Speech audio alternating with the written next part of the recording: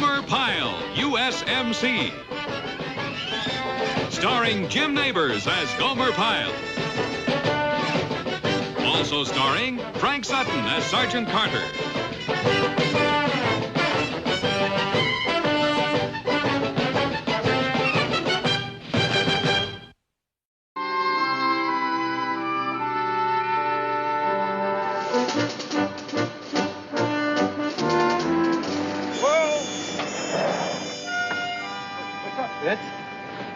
A damsel in distress. And in order to preserve the image of the courteous Marine, I think it's only right that I should help. Okay, but hurry up, will you? Hey, we'll wait for you. Are you kidding? You're on your own, fellas. Sergeant Carter's now going on reconnaissance alone. See you tomorrow. Have a ball, man.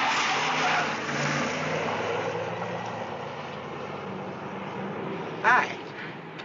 Can I give you a hand? Oh, thank you. Sergeant? Carter. Vince Carter. Betty Ann Brewster. Nice to meet you. What happened? Well, I don't know. I stopped to pick some flowers for my mother, and the car just wouldn't start again. Well, I guess my horoscope was right. It said this day should bring you unexpected opportunity to pursue your hobby. What's your hobby? Cars? Girls.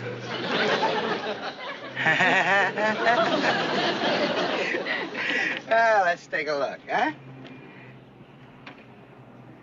Maybe your oil filter's clogged.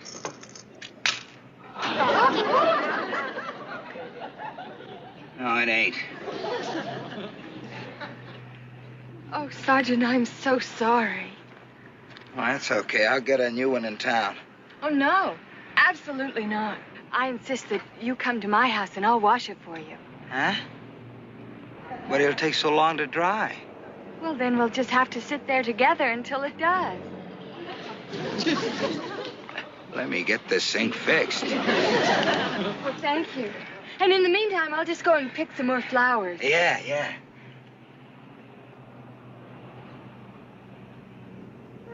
Hey, ma'am. Can I give you a hand? Well, thank you, but that nice gentleman was kind enough to stop and help me.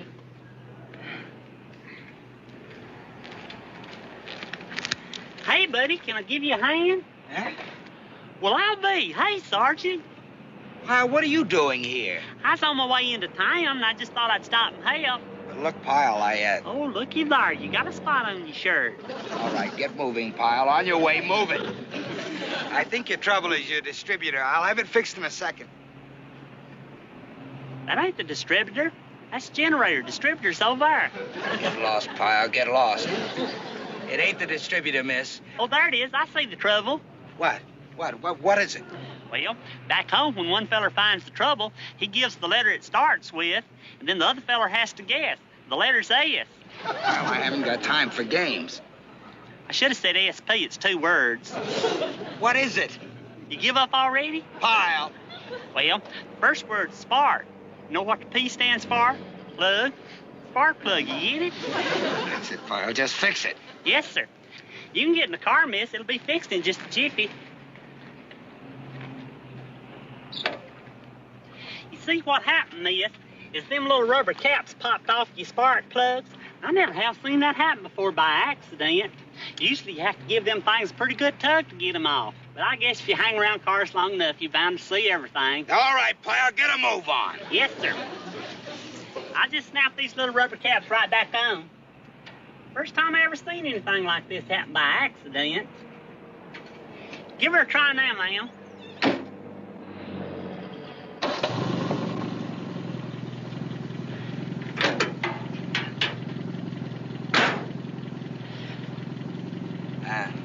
Thank you, Pyle.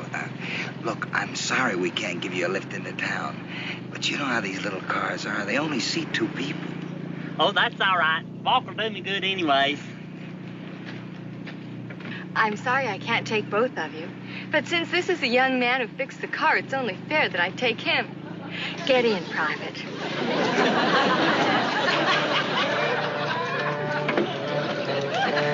You can sit in my lap if you want to, Sergeant.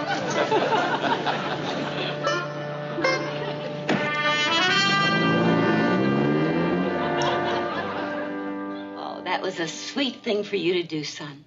I can't tell you how much I appreciate you taking care of my little girl like that. She's all I've got. You don't mind my saying so, ma'am.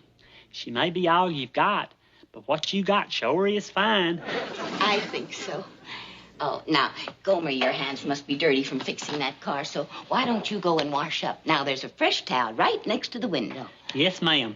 Mechanics' hands are always dirty. The only time Wally's hands were ever clean was on Sunday. You could still tell he was a mechanic because of his fingernails. Oh, right over here, Gomer. There.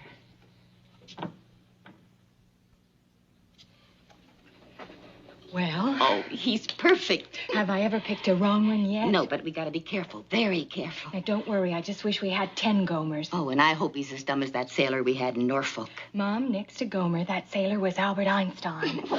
He sounds too good to be true. Believe me, my only problem was choosing between Gomer and the sergeant who stopped to help me. He ran Gomer a pretty close second. Ma'am? Well, what is it, Gomer? Ma'am, I just made a terrible mistake. Well, what happened? Well, you remember you told me that the towel was right by the window? Yes. Well, before I realized it wasn't the towel, I dried my hands on the curtains. He's perfect. Just perfect. What? Oh, well, I was just telling Betty Ann how perfectly wonderful you were to help her. And I told Betty Ann that I insist that you stay for dinner. Well, I don't know where I ought to do that. Please, Gomer, please say you'll stay.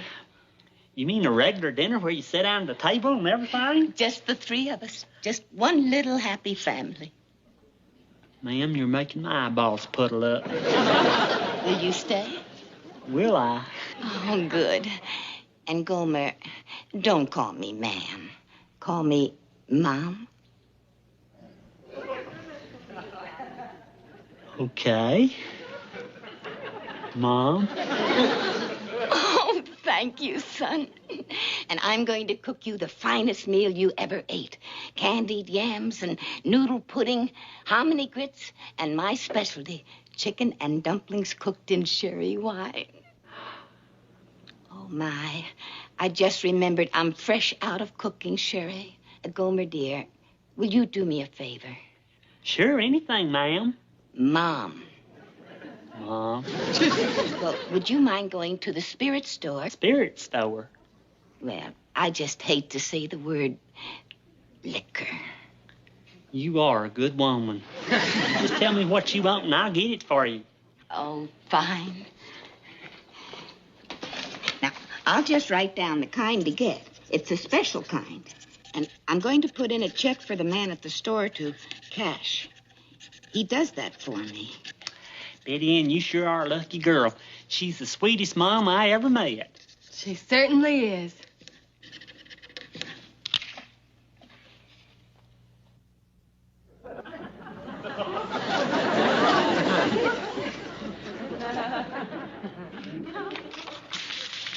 Well, here you are, son. Now, you just hand this to the man at the store, and he'll give you what I want. And remember, he'll be giving you a little money to bring back for the check I put in there. Okay. Mom. Just tell me where that store's at. Oh, I'm going to drive you there, Gomer, and wait for you. Good. We'll see you later, Mom. Oh, he's just perfect.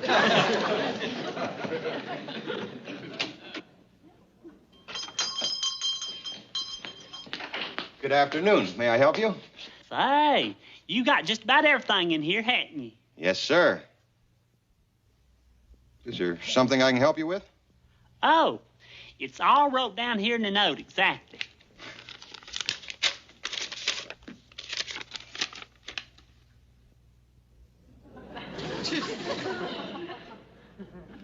Do you understand the note all right?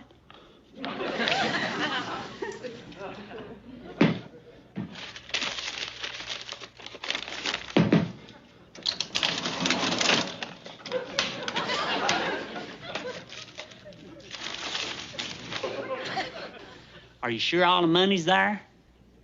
I'm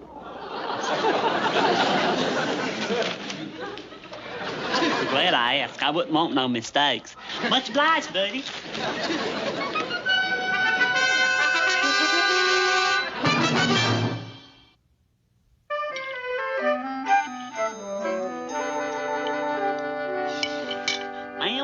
That's the best tasting apple pie I've had since I left home.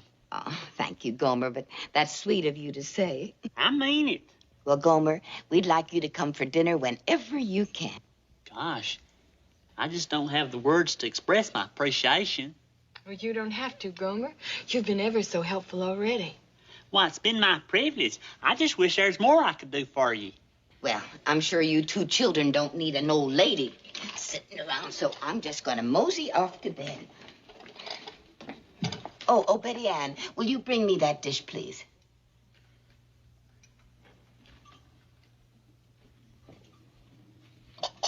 Now, he's in your hands now.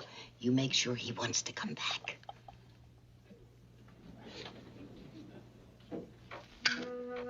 Good night, son. Night, Mom.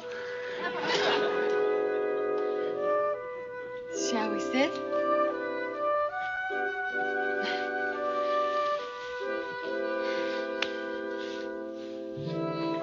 Gomer, Huh? what do you do in Mayberry when you're sitting with a girl with the lights turned down low? You really want to see? Mm-hmm. I'll have to pull down the shade. All right. Okay. Are you ready? Go ahead.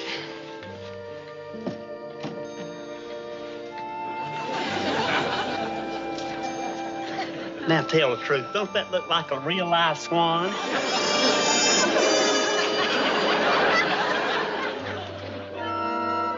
So tell us the whole story, Gomer. What happened? So her car is stalled. Well, I give her the once over, and then I realized she popped her plug. She wasn't even sparking. No, who cares about the car, Gomer? What about the girl? The girl. Yeah, was the girl pretty? Oh, Betty Ann was more than pretty. She was beautiful. You ask Sergeant Carter. He's seen her. And she's got this sporty little car. It's fire engine red with white wall tires. Gomer, what happened? Well, then her mom, this sweet little old lady, home cooked us a chicken dinner with candied yams and all the fixings. Gomer, we ain't interested in your diet. What happened? Well, then we went into the living room where the lights had been turned down real low. And? You see, her mom had gone to bed and left me and Betty Ann sitting there on the sofa in the dark. And? Well, we sat there a while, and then I done some of my silhouettes on the window shade. That made her sleepy, so I went on home. Oh, boy. All right, everybody, out on the road. Hey, Sergeant. I was just telling the fellers what happened yesterday. I ain't lie funny. Just think, if you'd have fixed Betty Ann's car instead of me, you'd have been the one that had that home-cooked meal instead of me. You had dinner with her? Uh-huh. And you'd have been the one sitting in the parlor with her instead of me. You sat in the parlor with her? Uh-huh. I ain't lie funny. On the road, Pyle. Just because I fixed a car instead of you. Outside, Pyle. Ain't lie funny, though. Tell the truth. Move it!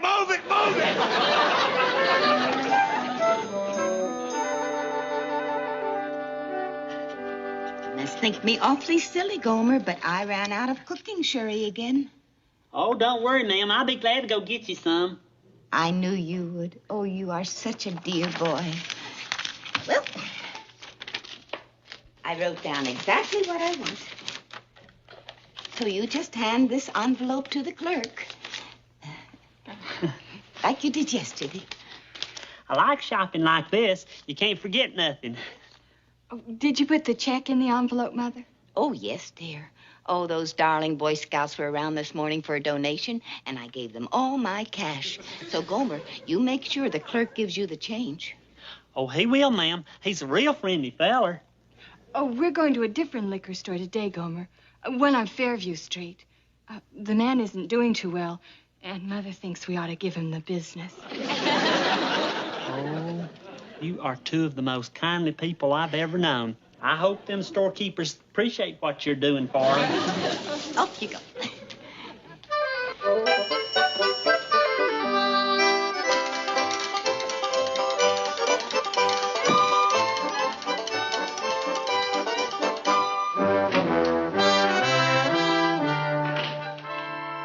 Good afternoon, sir. Hey there, buddy. How things going? It's sort of quiet. Well, this ought to brighten up your day some. Hey, you guys see this? Marine Bandit strikes again. Hey, how about that guy? He knocked off another liquor store. How do you figure? You think he's a real Marine? Nah, he wouldn't wear his uniform. He'd have to be an idiot. No, sir, no real Marine would do anything like that. Why, that'd be a disgrace to the whole corps. That's what it'd be. You people that are going on liberty, make sure you're squared away. All set, Sarge. Take off. Let's go, guys.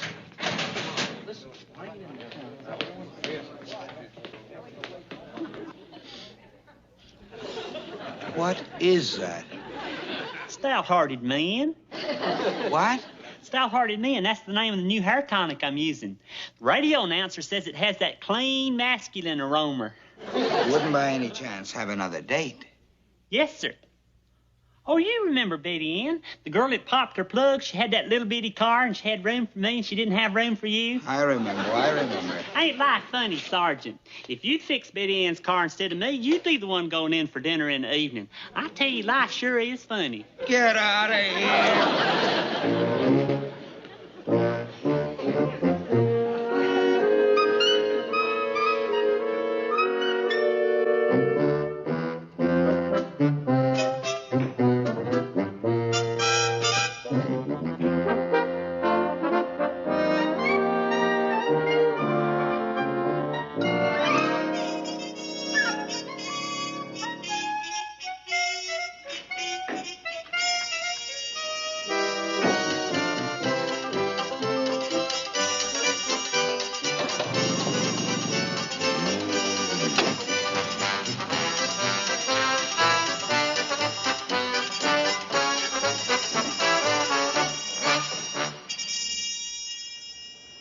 Now, the store's right over there.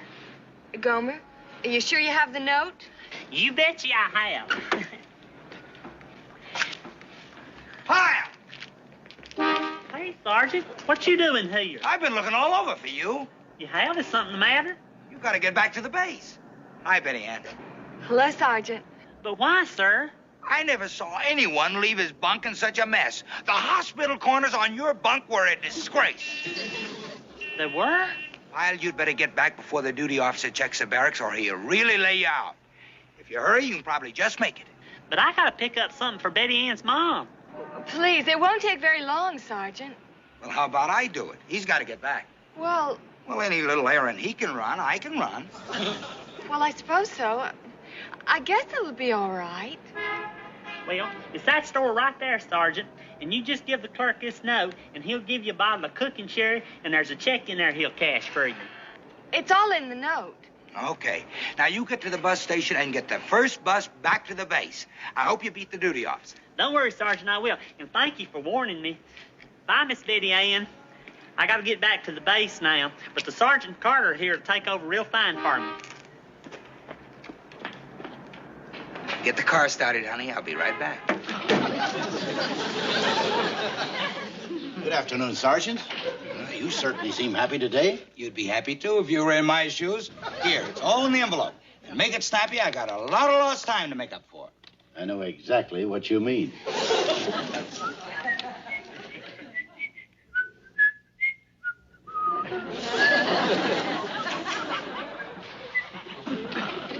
Come on, I ain't got all night. Move it.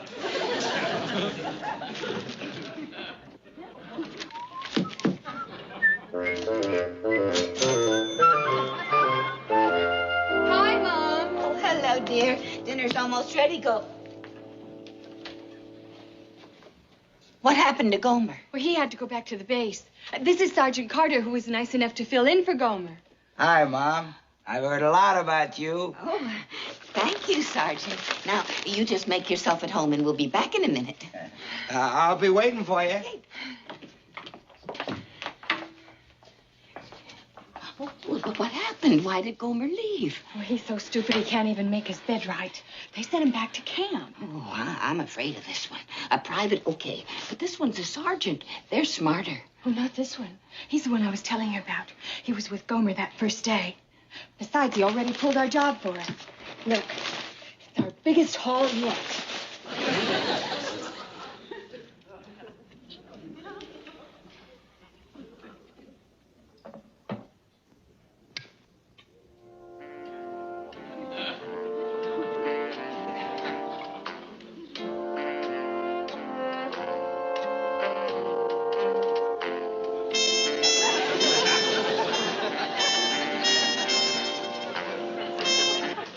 repeat this special news bulletin we gave you a few minutes ago. The Marine Bandit has struck again. For the third time in as many days, a liquor store was victimized by this daring bandit. Today, the scene of the crime was Harry's liquor store on Jefferson Avenue. Hey, did you hear that? Marine Bandit just hit the liquor store we were in. This time, the bandit wore the uniform of a Marine sergeant. The dirty rat. According to the proprietor's description, the sergeant was about 5 feet 10 inches tall, stockily built, thick-necked, with beady brown eyes and a crew haircut. That kind always has beady eyes. And, as in the 2 previous robberies, he handed the proprietor a note in a white envelope, demanding money and a bottle of cooking sherry. Stay tuned for more details. White envelope? Cooking sherry. Marine.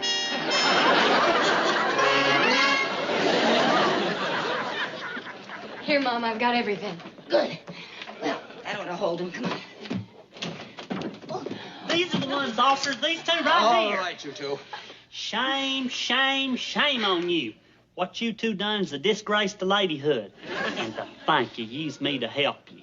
Ill-gotten gains is what it was. Ill-gotten gains. I'll take care of the sergeant, officer. All right, Ray, take her on out. Come on.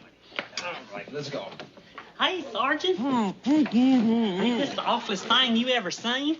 And I thought they was such nice ladies. Why, they had me buffaloed right from the start. They had me working for them, getting them their ill-gotten gains. I know what you're thinking. You won't know how I caught on to it. Well, this is the way it was, Sergeant. There I was, sitting in the bus station, waiting on the bus to take me back to camp, just like you told me to, with nothing else on my mind except them hospital corners. When all of a sudden this feller's voice come on the radio and said the Marine Bandit had struck again. Well, he had such a nice, deep voice you couldn't help but pay attention to it.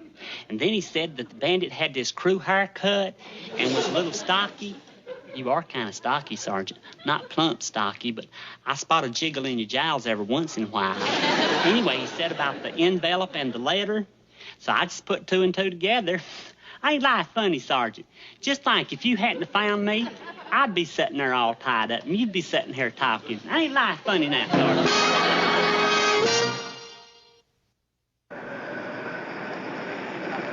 Whoa!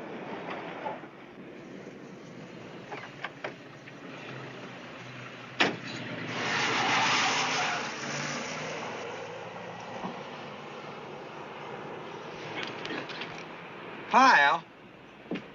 Hey, Sergeant. I was just fixing this nice lady's car. Her valves need grinding, but I think I can get her to go. Yeah, well, suppose you let me take over from here on. Huh? I said get lost. But, Sergeant, Pyle, you did it to me once, so I'm doing it right back to you. You cut me out with that Betty Ann dame. Yeah, but she turned out to be a robber. That's right. So the law of averages says this should turn out right this time. But, Sergeant, I know... Beat it, Pyle. Sergeant? Move it, move it.